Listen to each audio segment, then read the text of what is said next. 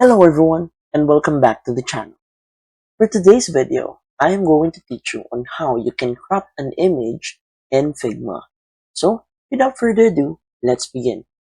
First, open your web browser and go to figma.com and log into your Figma account.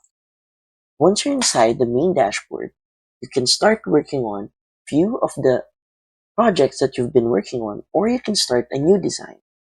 For this video, I'm going to use this untitled project that I have been working on in the past few days. So click on it.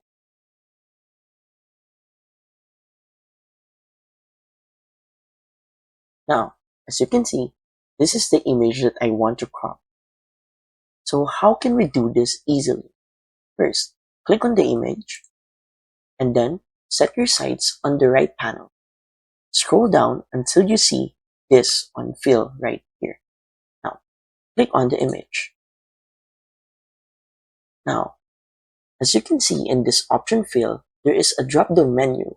When you click on it, click on crop. By clicking on that, you can now adjust this through all the corners right here on the image. So simply drag it down. Let's say I want that the person in this image would be the only one on focus. Then click on enter. And as easy as that, I've cropped an image in Figma Design.